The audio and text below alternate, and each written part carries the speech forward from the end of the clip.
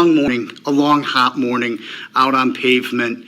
But one of the interesting things was I found you at the Scott County Courthouse where you had just met with Henry Earl Dinkins, who's being held on a number of charges, including violating his order to report as a child, as a sex abuse offender. He is believed to have last been with your daughter. And so he asked for a meeting with you this morning. Is that correct? They originally asked for the meeting yesterday originally, but I mean, my son had questions, you know. They weren't questions that were set up by us, but you know, there were questions that he had wanted to ask him, but Henry's main focus was more on, where's your mom? And you know, it went from that to the point where Where's your mother? Or when he was talking to the tourists, it was more on like, where's your mom? Okay. And you know, I felt like, me personally, I mean, I gave it some time, calm myself down, and I'm like, you know what? Anything could be a lead. I need to set aside my anger and so much hurt that I got going on inside, and you know, go and see what's going on. See, how do I know? You know, he has something to tell me. Maybe his body language will tell me something. You know, something that may, you know, pop, and you know, he may not know that he's giving me, you know, a leeway to something, but like, I would know it. He wouldn't know it, but I would know it. So I would go in nonchalant because I know that he has a soft spot for me. So, I mean, I did just that, and you know, he accepted my call, which was, I mean, he accepted the visit, which was crazy. He accepted it in seconds, must I say, and I came to the phone pretty quickly and picked it up like, you know, hey baby, you know, and I'm like, no, it's hey Aisha, you know, and we went on, and you know, he went on about talking about numerous other things, and yeah, and you can't go into the conversation because of legal reasons and things, but clear up for some of our viewers, like, how is Mr. Dinkins related to you, or what? How do you know him? I know Henry. We had a, you know, relationship history a couple of years back, probably like, I want to say probably like 8.5 years back, you know. We were together for about 2.5, 3 years, you know. Him being a sex offender had also surfaced, and his weird ways kind of had me step back, and then him being incarcerated all the time kind of definitely had me step back to a lot of things. And we also have an 8-year-old boy together. Okay. Victorious mostly, Lankford. Well, originally Lankford is what we're working on. Okay.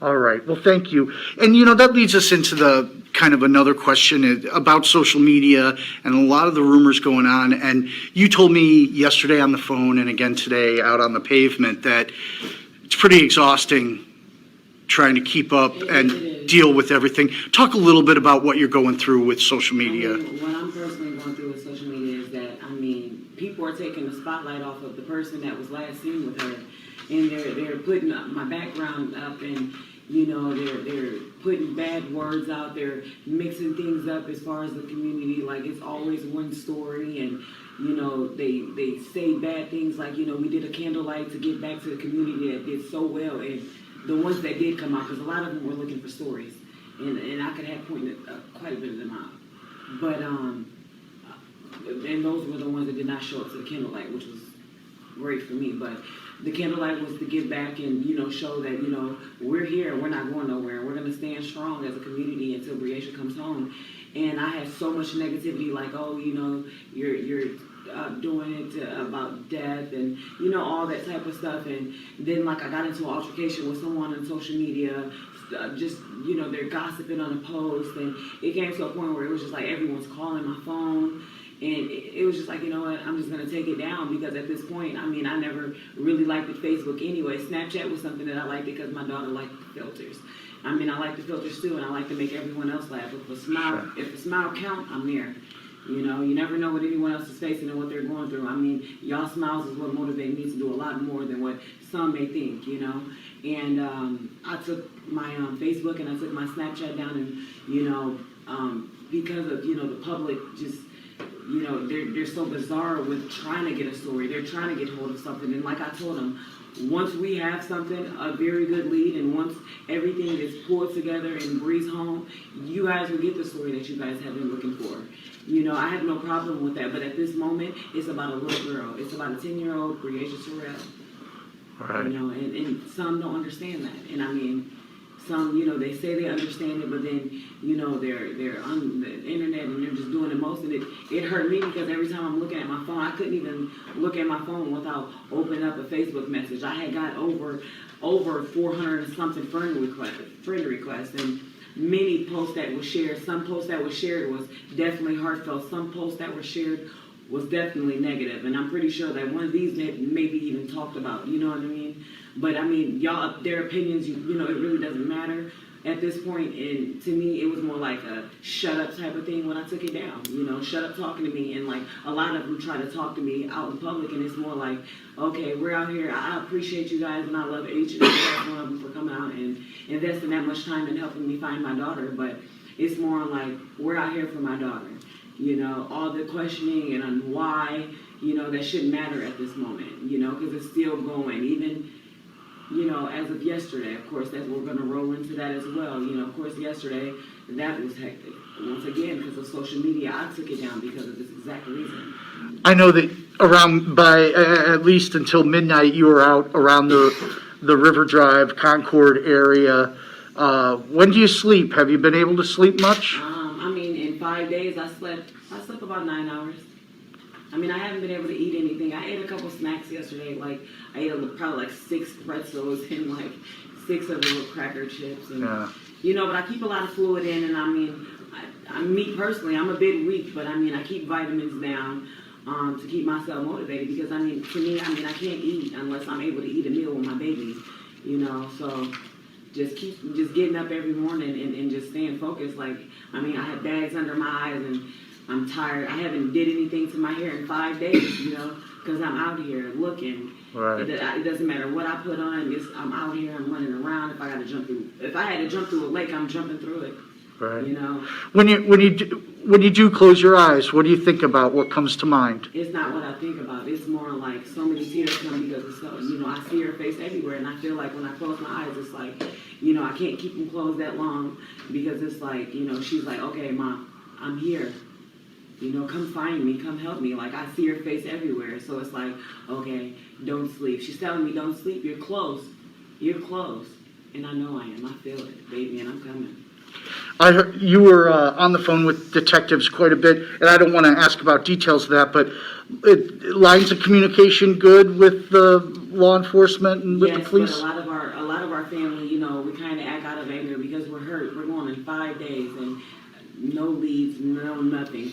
For a community to have so much negative to say, you know, no one come forward about this beautiful girl of mine, this 10-year-old girl. And, you know, we're all hurt. We're all restless. Like, we can't sleep. You know, sometimes we have to make ourselves sleep for about 20, 30 minutes. Like, you know, I watched her sleep. You know, she looked so peaceful, and I really wanted to slap her. But, you know, to me, she was peaceful when she was sleeping, and that gave me that much more of a pull. Like, I may not be able to sleep, so I'm going to get up and make me some coffee, and I'm going to sit up and wait till everybody else wake up, and we gather together and see what we're going to do for the day.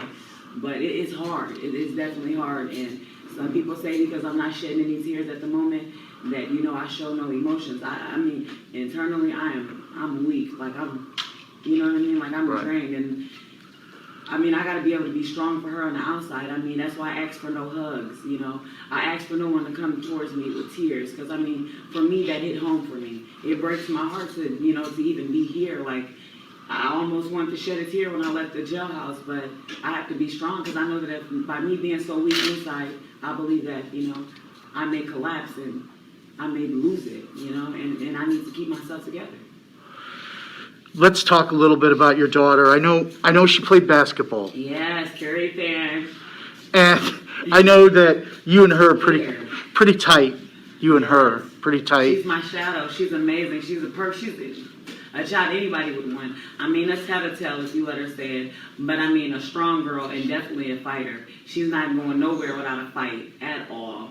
You're gonna hear her. You're gonna see her. She's gonna make some movements. You're just not gonna be able to just grab her or any of that type of thing. You know, she's gonna fight. You know, and I mean, she's so playful. She's helpful. She's a big sister.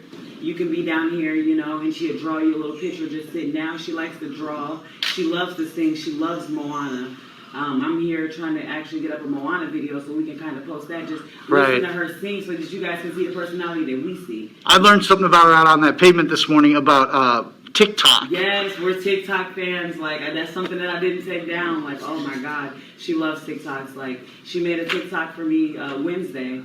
And I mean, it was a slideshow of myself, but she made a TikTok for me and told me how much, you know, how pretty I am to her and how she wants to be just like me when she grows older. You know, it definitely hit for me, and it made me question myself as like, dang, like maybe I should be changing some of my ways. I mean, I already have, but you know, it's never too much to change just a few more ways Right. down the line. You know, and you know, she taught me a few of the TikTok dances, and I think I'll be killing it. I can't wait until we do another TikTok because I'm gonna get her this time. I've been practicing. Are you pretty sure that your daughter's alive? Oh, I'm confident she's alive. I feel it. I know it. We went to the grave site and we prayed after we went down to.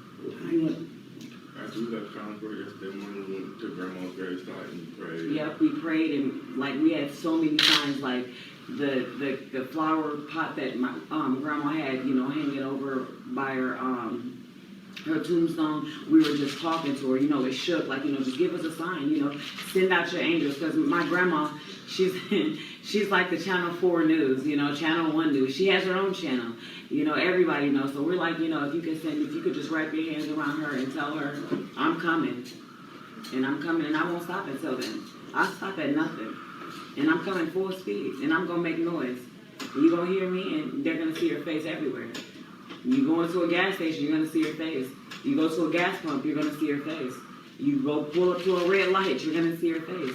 You're gonna know her name, Breasia Terrell. And you're gonna know how big that smile meant to me and the rest of this community.